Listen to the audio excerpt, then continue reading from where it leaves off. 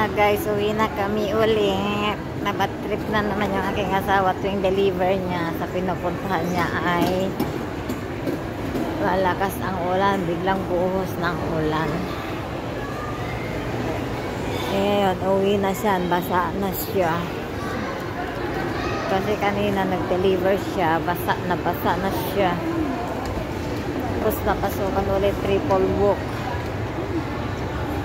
Dating na pag-deliver sa drop-off, binirahan ng malakas na ulan guys. Kaya ngayon nag-akag na, maaga pa nag-akag na siya. Pero kanina umaga kasi halos ayaw ng bumiyahe. Pinilit ko lang siya.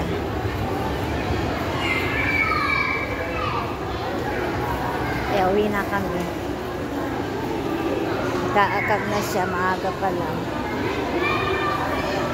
Ayaw niya akong sinasama pagka nabiyahe. Kasi na sobrang init kasi sa bahay guys. Ang happy ng mga balat ko. Kasi hindi kayo makatulog sa gabi kasi sobrang init. Kagkakapantal ako. Saka kagabi hindi kami makatulog. Sobrang init kasi mata kami ng pawis.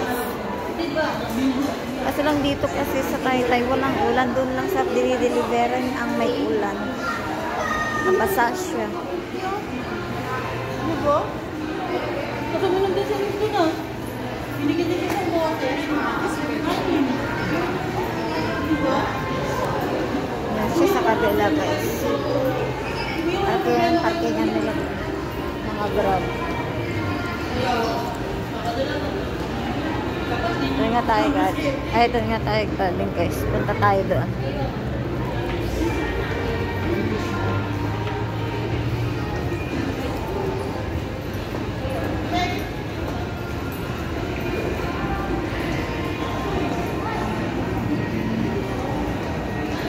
Kapag na siya, napundi na siya, nag-visit siya.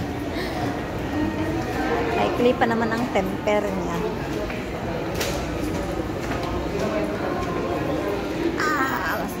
Huwag naman sana umulan kasi yung paa ko guys, hindi pwedeng mabasa. Hindi ka ito binabasa yung talampakan ko eh.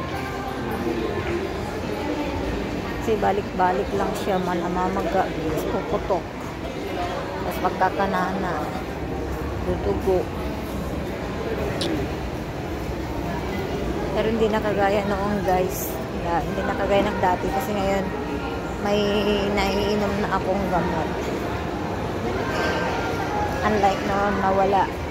Kaya naglalanggas ako araw-araw ng bayabas, dahon ng bayabas.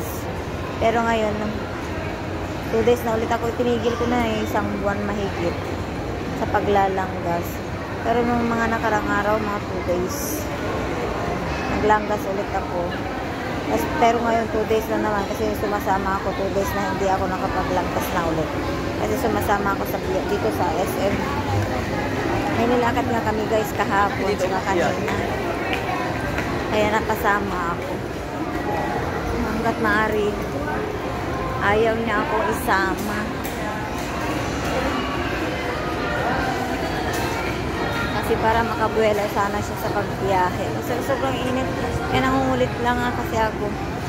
Sobrang init. Kasi pwede naman niya akong iwanan dito sa SM. Hindi naman gaano kalayuan dito sa amin. Hindi na kagaya ng dati. Na malayo pag binabalikan ako. Kaso lang minsan nag-e-express siya malayo yung biyahe. Kaso lang diretso mahapon din. Wala rin siyang kita. 400 lang. Maghapon kami. Tapos kanina, alas 8 na. Maaga kami umalis guys. Alas 5.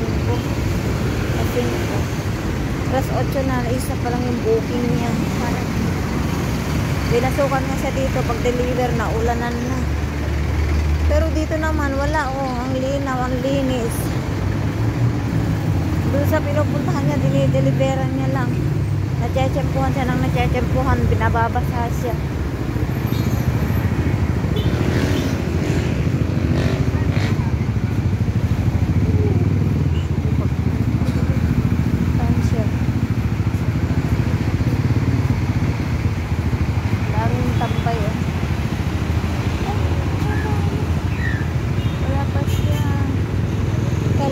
dito na siya. Sabi niya tawid na siya. Tawid ako. Ba't wala?